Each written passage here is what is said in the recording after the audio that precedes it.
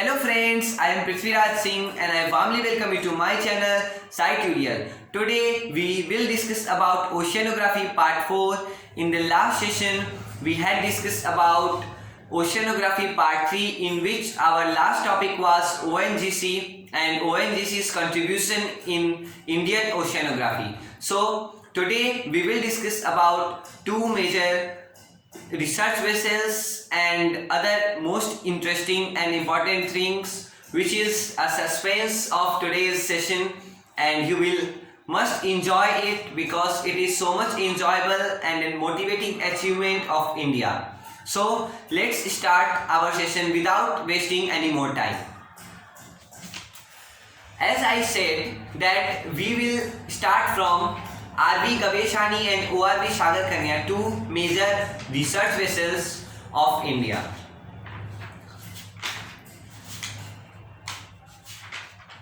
RV Gaveshani, RV में RV का full form है रिसर्च वेसल, RV गवेशानी. इसमें मेन बात ये है कि ये एक बार्ज शिप थी, which is it was a barge ship. इसको रिसर्च वेसल में कन्वर्ट किया गया और इसका कन्वर्जन कॉस्ट था $3 million. Okay, $3 million. और कहाँ किया गया? Garden workshop. गार्डन वर्कशॉप में बहुत सारे वर्कर्स, टेक्नीशियंस, एक्सपर्ट्स ने मिल करके आरवी गवेशानी को बनाया, जो कि एक बार्ज शिप था. मतलब नॉर्मली एक शिप था जो कि ट्रांसपोर्टेशन इन सभी कार्यों में यूज किया जाता था. उसमें फैसिलिटीज और फंक्शन को बढ़ाया गया और उसे एक रिसर्च वेसल के तौर पर कन्वर्ट कर दिया गया. और एक बात इंटरेस्टिंग ये है कि ये RV Gaveshani NIO, National Institute of Oceanography की फर्स्ट रिसर्च वेसल थी.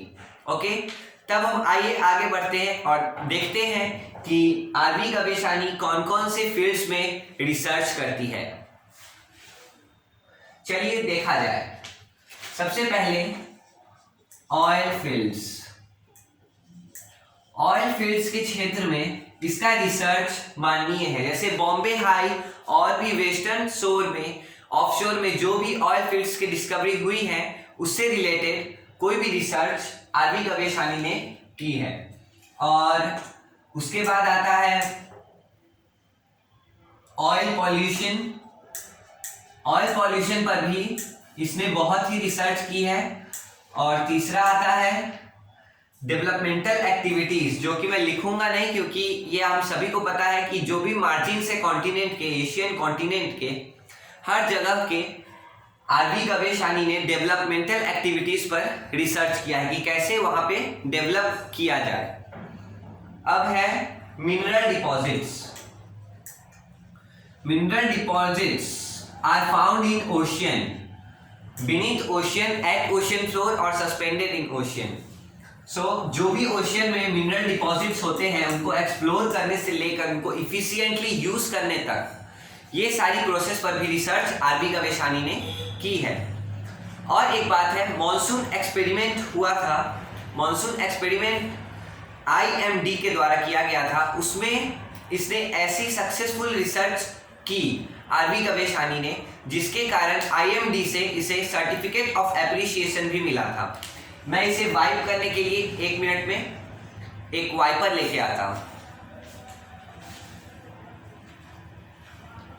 Okay friends, so we will discuss about IMD's certificate of appreciation. RV Gaveshani ने मॉनसून एक्सपेरिमेंट, मतलब मॉनसून से रिलेटेड या फिर मॉनसून में कुछ एक्सपेरिमेंट्स की गए थे, उसमें आरवी गवेशानी ने एक बहुत ही मेन रोल निभाया था, जिसके कारण इसे सर्टिफिकेट ऑफ एप्रिसिएशन से प्रमाणित किया गया. ओके, IMD के बारे में मैं कुछ बता देना चाहता हूं. IMD का फुल फॉर्म है इंडियन मीटियोरोलॉजिकल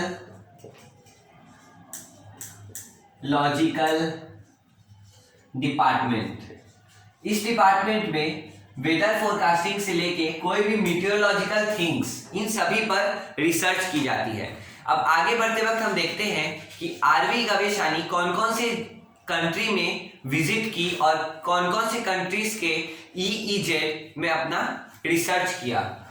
पहला कंट्री था श्रीलंका, दूसरा था सेशेल्स, तीसरा था मॉरिशियस और चौथा था मलेशिया। इन चारों में जहां जाकर आरवी गवेशानी ने रिसर्च किया और तो और श्रीलंका और सेशेल्स में EEZ एक्सक्लूसिव इकोनॉमिक जोन में भी रिसर्च किया। ओके, तो ये ऑन बोर्ड से फॉरेन में भी जाकर रिसर्च कर चुकी है। और जब तक ये रिसर्च करती थी तब तक इंडियन यंग साइंटिस्ट और the young scientist of the world को एक्सपीरियंस गेन करने का बहुत ही बेहतरीन मौका मिलता था। वो मॉडर्न इक्विपमेंट से जान पहचान उनकी होती थी और इंडिया के भी फ्यूचर नीड्स को देखते हुए ओशनोग्राफिक रिसर्च में एक बेस तैयार होते थे। सारे साइंटिस्ट्स के पास एक्सपीरियंस आएंगे, जैसे जैसे साइंटिस्ट के पास एक्सपीरियंस आते थे उस तरह से उनका लेवल ऑफ रिसर्च बढ़ते जाता था। सो ये इंडिया के लिए भी एक तरह से फायदेमंद था। उसके बाद हम बात करते हैं ORV सागर कन्या की। एक टॉपिक बस छूट गया है इसमें, जो कि मैं अभी आपको बता दूं। जब ये कन्वर्ट हुआ था बार शिप से रिसर्च वेसल में, तब का साल था 1975 in December month. Okay, this was the important objective which we had left by mistake in this topic. अब हम ORV सागर कन्या के बारे में जानेंगे। ORV सागर कन्या में भी RV का मतलब रिसर्च वेसल ही है, मगर ORV सागर कन्या का कंस्ट्रक्शन इंडिया में ना होकर के जर्मनी में हुआ था, पर तभी भी उसको इंडिया का ही माना गया। पूछिए क्यों? इंडिया ने ही जर्मनी को ऑर्डर दिया था।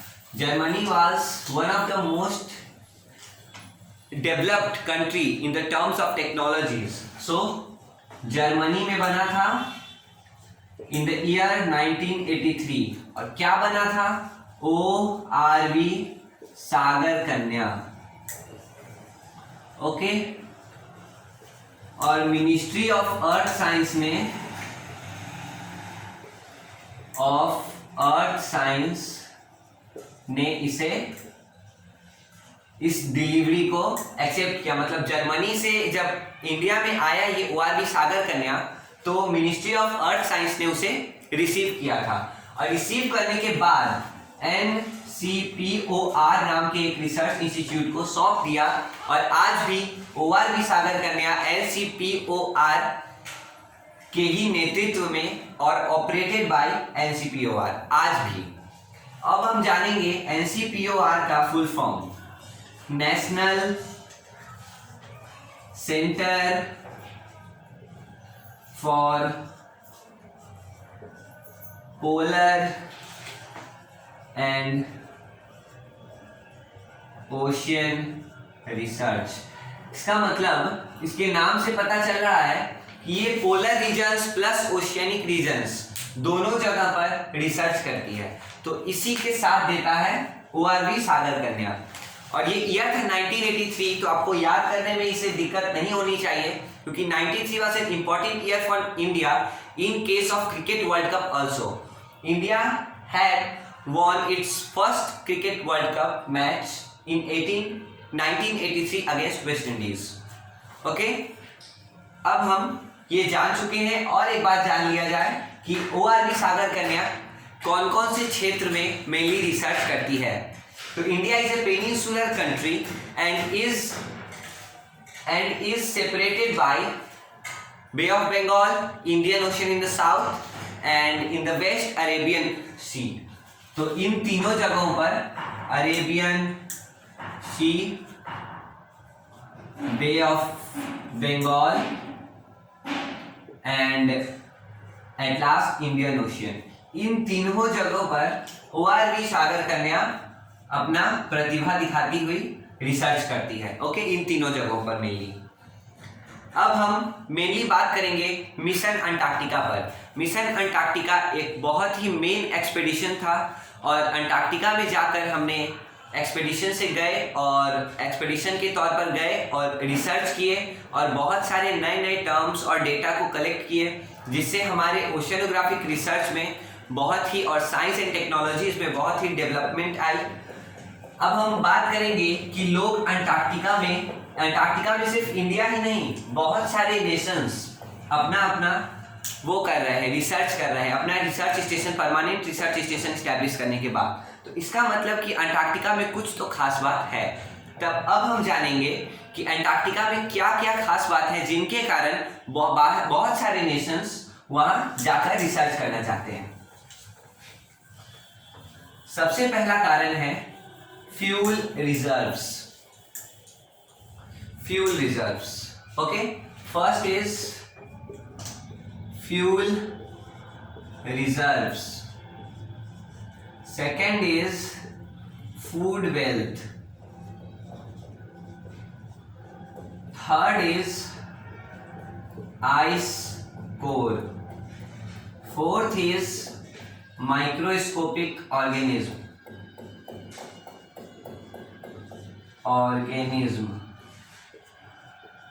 ओके, और fifth is krills and sixth is cold phases,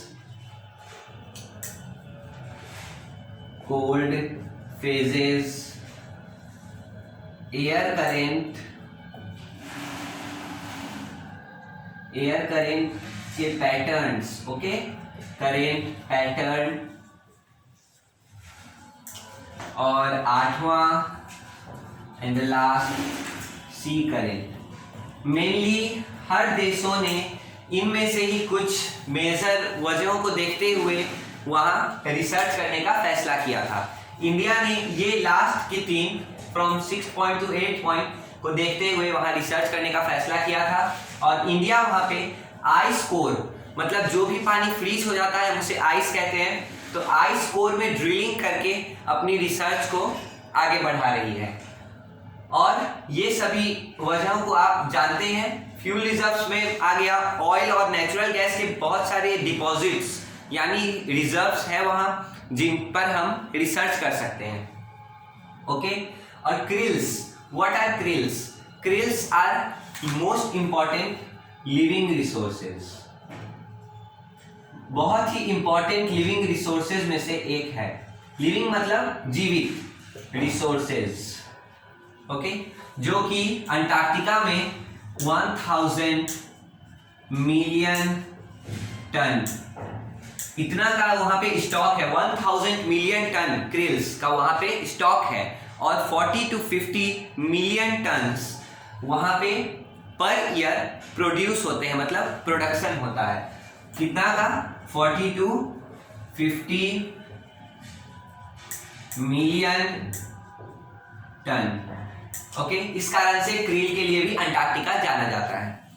अब इतने सारे वजहों के कारण अंटार्कटिका में सभी नेशंस अपना अपना रिसर्च करना चाहते थे, जिसके कारण यूएन को एक ट्रीटी निकालनी पड़ी 1959 में, जिसको 12 नेशंस ने साइन किया। और उस ट्रीटी में लिखा गया था कि वहां से जितने भी रिसोर्सेज आएंगे, ठीक है, सभी रिसोर्सेज को आप एक्सप्लॉइट नहीं कर सकते। एक्सप्लॉइट मतलब शोषण करना, मतलब गलत इस्तेमाल करना। आप उसको गलत तरीके से यूज नहीं कर सकते, आपको उसकी परमिशन लेनी होगी यूज करने के लिए। वो ट्रीटी था 1959 में 12 नेशंस ने साइन किया, उसमें से एक इंडिया भी था। अब हम देखेंगे इंडिया ने कैसे एक्सपीडिशन की प्लानिंग की और उसको सच बनाया। It was year 1981। 1981 में जुलाई के महीने में इंडियन गवर्नमेंट ने सोचा कि हमें भी अंटार्कटिका में रिसर्च करना चाहिए। उसके बाद इंडिया रिसर्च करने में जुट गई।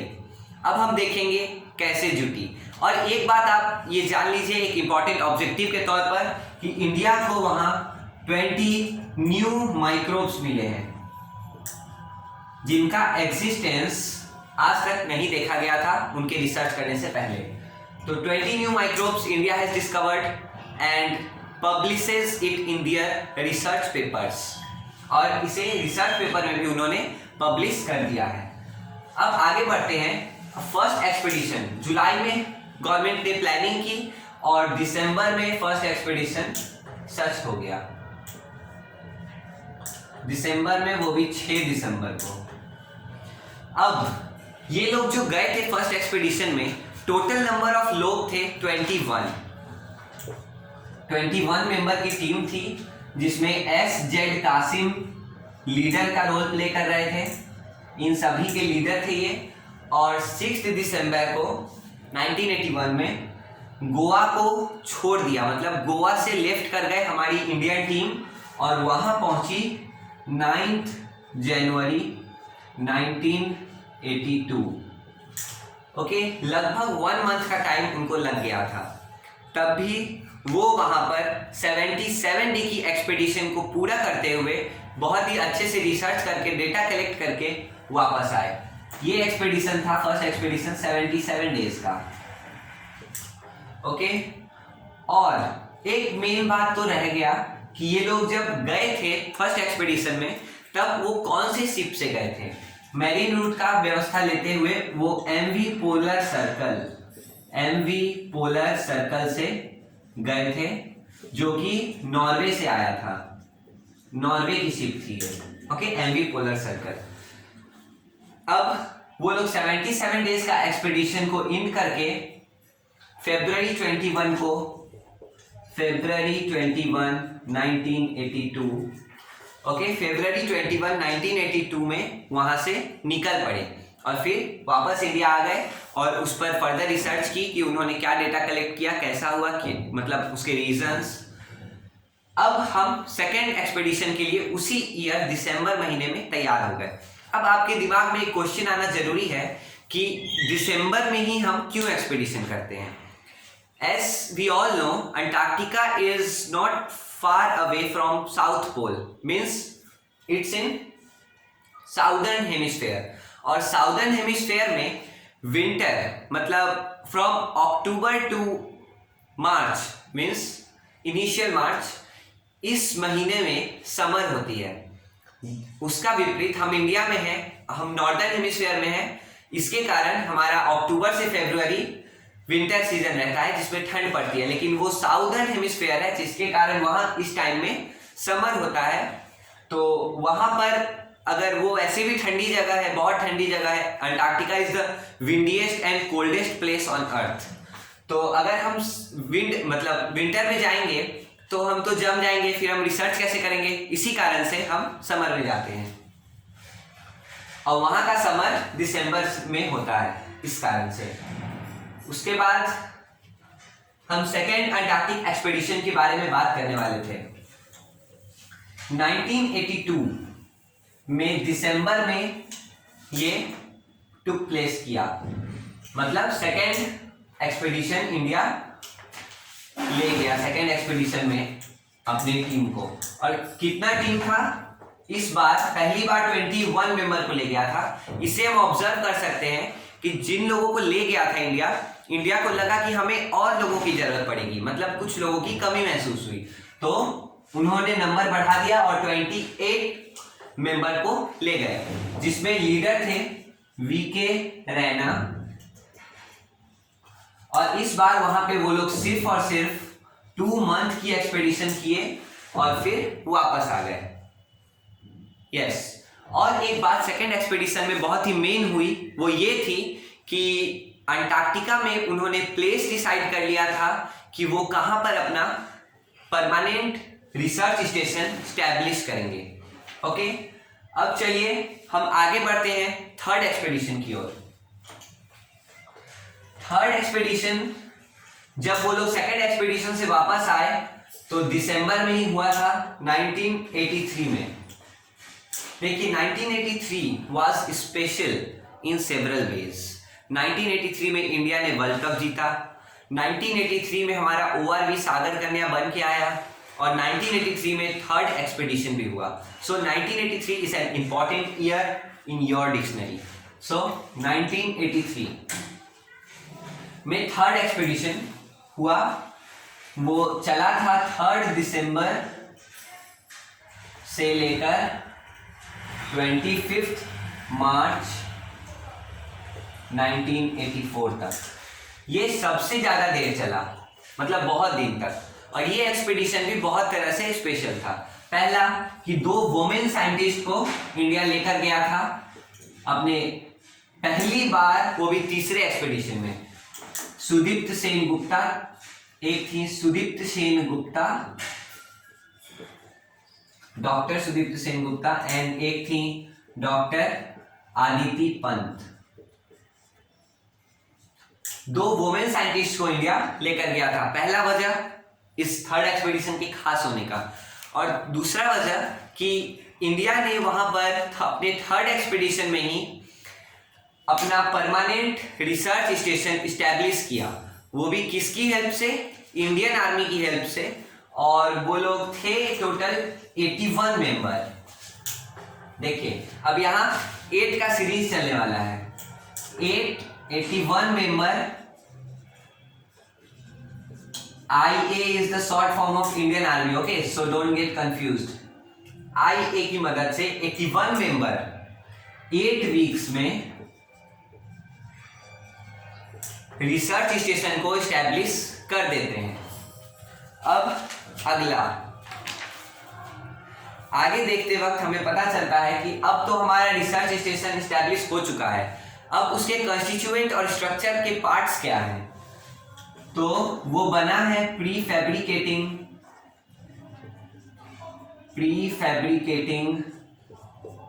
टिम्बर से। सॉरी, फैब्रिकेटिंग नहीं, फैब्रिकेटेड। मतलब टिम्बर जो है उसको फाइबर टू फैब्रिक, मतलब फैब्रिक में कन्वर्ट करने से पहले वाले स्टेज में जब टिम्बर रहता है, तब उस टिम्बर को यूज करके हमने फर्स्ट रिसर्च स्टेशन एंटार्क्टिका में एस्टैब्लिश किया। और उसका नाम था रिसर्च स्टेशन का दक्षिण गंगोत्री। दक्षिण गंगोत्री, ओके। और दक्षिण गंगोत्री जो है वो साउथ पोल से 2500 किलोमीटर की डिस्टेंस पर है। मतलब साउथ पोल से इसकी दूरी 2500 किलोमीटर है। अब हम आगे बढ़ते हैं तो देखा जाए तो इस दक्षिण गंगोत्री में बहुत सारी फैसिलिटीज हैं। पहला तो ये कि ये पूरा, इसमें जो भी डाटा कलेक्ट होता है, डाटा रिसर्च के माध्यम से, उसे पूरे कंप्यूटराइज्ड वे में स्टोर किया जाता है कंप्यूटर्स में। और इस कंप्यूटर को चलाने के लिए जो एनर्जी चाहिए, जो एनर्जी कंज्यूप्शन होगा, वो solar energy which means renewable energy और इनएग्जॉस्टिबल एनर्जी से आता है, जो कि उसका सोर्स है सन। तो ये दोनों बहुत ही खास बात है। और तीसरा खास बात ये है कि इसमें ऐसी फैसिलिटी है जो वेस्ट को डिस्पोज कर देता है नेचर में, बिना नेचर को हार्म किए हुए। कितनी अच्छी बात है। अब हम आगे बढ़ें तो देखें कि ये तो प्री फैब्रिकेटेड टिम्बर से बना है, उसके बावजूद ये 100 नॉट्स विंड स्पीड को हम नॉट्स में मेजर करते हैं। तो 100 नॉट्स तक का विंड सह सकता है। मतलब अगर 100 नॉट्स तक का भी विंड आया तो भी ये अपने जगह पर अटूट बना रहेगा। अब आगे बढ़ें तो मिशन एंटार्क्टिका हमारा खत्म होता है यहीं पर। हमने तीनों एक्सपीडिशन के बारे में जान लिया है और हम अब अगले few major tools which are used by oceanographer to keep track of oceanographic measures, उसके बारे में हम देखेंगे। मगर उससे पहले मैं आपको ये बता दूं कि मिशन एंटार्क्टिका जो था वो हमारा मोटिवेटिंग अचीवमेंट, मतलब हमें बहुत ही मोटिवेट करने वाला साइंस और टेक्नोलॉजी के फील्ड में अचीवमेंट है। और ये सब ओशियनोग्राफी में इंडिया कभी भी पीछे नहीं रहा है। रिसर्च, एक्सप्लोरेशन और सस्टेनेबल एक्सप्लॉयटेशन ऑफ ओशियन के मामले में, मतलब रिसर्च करने के मामले में और किसी ओशियन को एक्सप्लोर करने के मामले में, और टिकाऊ एक्सप्लॉयटेशन, मतलब अच्छे से किसी भी चीज़ को इफिशिएंटली यूज़ करने के मामले में ओशियनिक रिसोर्सेज को कभी भी इंडिया पीछे नहीं रहा है। चलिए हम अपने नेक्स्ट टॉपिक पर जल्द से जल्द आगे बढ़ते हैं। सबसे पहले हम जानेंगे ओशियन वाटर सैंपलिंग मेजर, मतलब ओशियन में जो भी वाटर रहता है वो उसको सैंपल करने का कौन कौन सा फैक्टर रहता है, मतलब हम क्या क्या सैंपलिंग करते हैं ओशियंस के वाटर में, और वो हमको कौन कौन से इक्विपमेंट्स के द्वारा मेजर करना पड़ता है। तो चलिए आइए देखते हैं। सबसे पहले हम मेजर करते हैं टेम्परेचर। टेम्परेचर के बाद हम मेजर करते हैं salinity. I hope that you all know what is salinity is. Salinity मतलब concentration of salt in oceanic water. Third one is productivity. Productivity मतलब प्लांट्स एंड एनिमल्स का प्रोडक्शन, मतलब कितने तरह के, कितने ज्यादा मात्रा में प्लांट्स या फिर एनिमल्स पाए जाते हैं ओशियन में, ऐसा देखा जाता है। और चौथा है डेंसिटी। ओशियन वाटर की ये सभी क्वालिटीज को हम मेजर करना पसंद करते हैं। इसमें से हम टेम्परेचर को चेक करने वाली और वाटर को चेक करने वाली बोतल के बारे में आज डिस्कस करेंगे, जो कि पहला है बैथी थर्मोग्राफ। बैथी थर्मोग्राफ। अब देखिए बैथी थर्मोग्राफ का काम क्या है। थर्मो, इसमें जो थर्मो है, थर्मो मतलब used for temperatures, where temperatures are used there thermo word is used. And graph, graph means some type of collection of data. Okay, तो इसके नाम से पता चल रहा है कि ये टेम्परेचर के फैक्टर में कुछ अपना योगदान देने वाला है। तो जी हाँ, आप सही सोच रहे हैं, क्योंकि बैथी थर्मोग्राफ का मतलब होता है ये ओशियन के वाटर का टेम्परेचर को मेजर करेगा, और तो और 285 मीटर के डेप्थ तक, 285 मीटर के डेप्थ तक ये टेम्परेचर चेंज को भी मेजर डिटेक्ट कर पाएगा। जैसे 5 डिग्री से 10 डिग्री हुआ, इसको भी इस 5 डिग्री के चेंज को भी ये डिटेक्ट कर पाएगा। चलिए, हमने पहले इक्विपमेंट के बारे में बात कर ली है, और अब हम दूसरे इक्विपमेंट के बारे में बात करेंगे, जो है नानसेन बोतल। नानसेन बोतल, अनदर नेम इज निस्किन बोतल और NISKIN बॉटल। जैसा कि इसका नाम है, ये एक बॉटल जैसा ही है। इसको किसी भी डेप्थ पर, किसी भी पार्टिकुलर डेप्थ पर नीचे ओशियन में रखा जाता है, और वो किसी भी पार्टिकुलर डेप्थ से ओशियन के वाटर का सैंपल कलेक्ट करके ऑन बोर्ड शिप पर ले आता है, जिस पर फर्दर रिसर्चेस होते हैं। तो हम इसके बारे में भी जान गए। अब हम जानेंगे लाइट मेजरमेंट मेजर्स, मतलब कम में, जैसे लाइट मात्रा में हम कैसे मेजरमेंट करते हैं और कौन कौन से फैक्टर्स की मेजरमेंट करते हैं। तो सबसे पहला आता है टर्बिडिटी। जैसे ओशियन फ्लोर के बारे में हम सभी जानते होंगे, अगर नहीं जानते हैं तो मैं बता देता हूं। यह है ओशियन सरफेस और यह है ओशियन फ्लोर। जिस लैंड मास पर ओशियनिक वाटर है, जिसके कारण उसका नाम ओशियन पड़ा है, तो वो जो लैंड मास का नीचे वाली सतह को ओशियन फ्लोर कहते हैं। तो उस पे जो भी सैंड के सेडिमेंट्स होते हैं उसको टर्बिडिटी कहा जा सकता है। और दूसरा है productivity. Productivity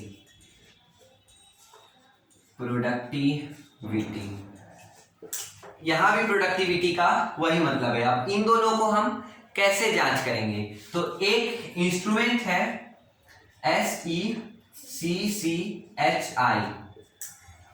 light measurement disc. Light measurement disc, okay. अब इसका अगर मैं डायग्राम बनाऊं तो ये इस टाइप से रहता है, देखिएगा। सर्कुलर डिस्क रहेगा और अलग अलग सेगमेंट्स में बांटा हुआ रहेगा। अल्टरनेटिवली इसको ब्लैक कलर करेंगे और कहीं पे नहीं करेंगे, इस टाइप से ये रहेगा। तो अगर इसको आप पानी में अंदर डालें इस डिस्क को, तो इसका जो ये कलर्ड और अनकलर्ड पार्ट है वो कभी कभी डिसअपियर हो जाएगा, फिर रीअपियर हो जाएगा। तो जब तक ऐसा हो, उसके बाद इसमें कुछ रूल्स हैं जो आपको अभी नहीं जानना है, तो उस तरह से हम लाइट के माध्यम से टर्बिडिटी और प्रोडक्टिविटी को जांचते हैं। बस इस इंस्ट्रूमेंट का नाम आप याद कर लीजिए और इसके स्ट्रक्चर को। अब हम आगे बढ़ेंगे और ओशियन के वाटर को सैंपल करने के बाद अब हम ओशियनिक लाइफ को सैंपलिंग करेंगे।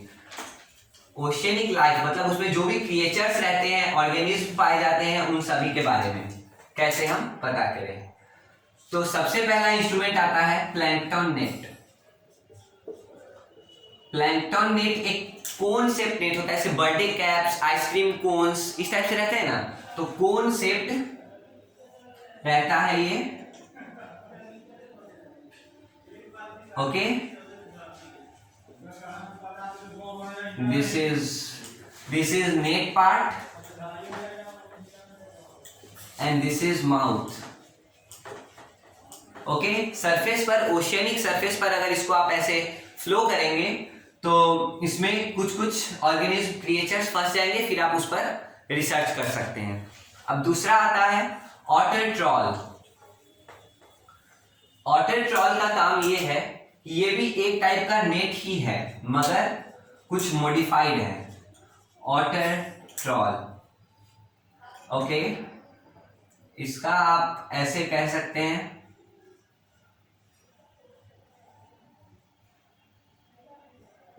ओके, ये एक नेट, ये हो गया माउथ और ये हो गया नेट। ये है नेट पार्ट और ये है माउथ पार्ट। और यहां पे जो है इसके माउथ पे एक बोर्ड टाइप का बना रहता है, जिसके कारण हम इस नेट को बंद और खोल सकते हैं। जब इसमें क्रिएचर फंस जाएगा तब हम इसको बंद कर सकते हैं जब चाहे, और जब चाहे तब खोल भी सकते हैं। तब हम आगे बढ़े, ऑटर ट्रॉल हमने जान लिया है। अब हम आगे बढ़ेंगे तो देखेंगे फिशिंग ड्रेज के बारे में। फिशिंग ड्रेज के नाम से ही लग रहा है कि कुछ फिशिंग से रिलेटेड है। अगर हम ऐसा सोच रहे हैं तो ये गलत नहीं होगा। फिशिंग ड्रेज कुछ इस टाइप का रहता है, कॉन्वास बैग रहता है और एक मेटल प्लेट रहता है which is like this, and यहाँ पे जॉइंट रहता है और ये कपड़ा रहता है। ये देखिए, ये कैनवास बैग है। ये इसका मुंह बंद करने के लिए यहां से माउथ है और इसके मुंह पर ये जो मेटल स्ट्रिप्स हैं वो बंद और खोलने के लिए, जब इसमें क्रिएचर फंस जाएगा तब हम इसको बंद कर लेंगे या फिर खोल लेंगे। मगर पहली बात इस पे गौर करने वाली ये है कि ये ओशियनिक सरफेस पर काम नहीं करेगा, इसको आपको सी फ्लोर पर ले जाके काम करना पड़ेगा। ये सी बेड पर इसको आपको स्क्रैच करना पड़ेगा, मतलब एक राइट वर्ड स्क्रैप करना पड़ेगा, इसको स्क्रैप करना पड़ेगा आपको सी फ्लोर पर, जिसके कारण ओशियनिक फ्लोर डिस्ट्रॉय हो जाता है। लेकिन oyster, clams, sea cucumber type के वेजिटेशंस एंड एनिमल्स, ऑर्गेनिज्म्स इसमें फंस जाते हैं, फिर हम उस पर फर्दर रिसर्च कर पाते हैं। और अब आता है बॉटम ग्रैबर। बॉटम ग्रैबर जो इंस्ट्रूमेंट है ये ओशियन लाइफ सैंपलिंग का नहीं है, लेकिन ये ओशियन फ्लोर सैंपलिंग का जरूर है। जैसे ओशियन फ्लोर को कुछ लेकर, उसके सेडिमेंट्स को लेकर जब सैंपलिंग किया जाए तो कौन कौन से इंस्ट्रूमेंट का काम आता है। देखिए, बॉटम ग्रैबर, इसका नाम है बॉटम ग्रैबर। और ये जो बॉटम ग्रैबर है इसका फिगर थोड़ा सा कॉम्प्लेक्स है, सो ये देखिए, ये रहा bottom grabber. Okay, bottom grabber को ओशियन फ्लोर पर छोड़ा जाता है, एकदम नीचे वाली सतह पर, और वहां पर जो एक्सट्रैक्ट और लूज सेडिमेंट्स होते हैं उसको ये कैप्चर करके ओशियन के ऊपर, सी पर ऊपर ले आता है, जिसके कारण हम उस सेडिमेंट्स पर फर्दर रिसर्च कर पाते हैं। अब दूसरा है कोरल। कोरल का भी आप डायग्राम देख लीजिए, यहाँ पे ये रहा कोरल।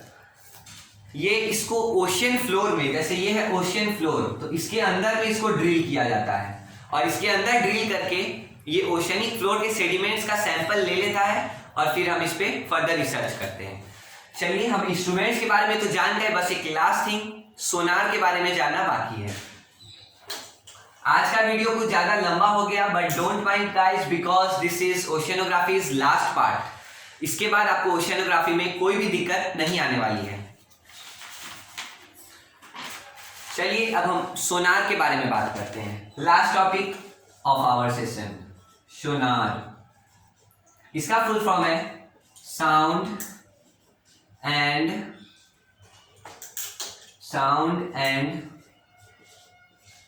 Navigation ranging. अब इसका हेल्प कैसे होता है मैं आपको अभी दिखाता हूं। मानिए ये आपका शिप है, और ये है ओशियन फ्लोर। यहाँ पे एक बहुत बड़ा गड्ढा है, ये है ट्रेंच, और ये है ओशियन फ्लोर, ये ओशियन सरफेस, और ये है शिप। यहाँ से आप एक अल्ट्रासाउंड वेव छोड़ेंगे जो कि आएगा नीचे। ये जब नीचे आता है तो इसे पिंग कहते हैं, और फिर जब इको मतलब साउंड रिफ्लेक्ट कर जाता है ओशियन फ्लोर से या फिर किसी भी सब्सटेंस से, तब उसे इको कहते हैं। और इको फिर हमें इस साउंड वेव्स के डिस्टेंस के बारे में अगर हम पता लगा लें तो हम बता सकते हैं कि ये डेप्थ कितना होगा। तो हमको पता है कि टाइम कितना लगा, ठीक है। हम छोड़े साउंड वेव्स को, फिर उसको वापस आने में टाइम कितना लगा, और हमको पता है कि उस साउंड वेव का स्पीड कितना है, तब हम डिस्टेंस निकाल सकते हैं। तो इसी तरह से ओशियन फ्लोर्स का ओशियन सरफेस से डेप्थ निकाला जाता है, और मैरियाना ट्रेंच जैसे ह्यूज ट्रेंचेस का भी कितना डेप्थ है वो सब निकाला जाता है। तो चलिए, I hope that you all understand oceanography part 4 well enough, and we will now take leave and will meet again in our next session. और आपको कोई भी डाउट हो तो आप बेझिझक यूट्यूब कमेंट बॉक्स में डिस्कस कर सकते हैं। वहां से फिर मैं नेक्स्ट सेशन में आपके डाउट्स को क्लियर पक्का कर दूंगा। और मेरा ये जो चैनल है साई ट्यूटोरियल, ये एक प्रिपरेटरी चैनल है। आपको किसी भी एग्जाम में कोई भी हेल्प चाहिए हो आप लिख सकते हैं। So guys, bye, meet you in the next session.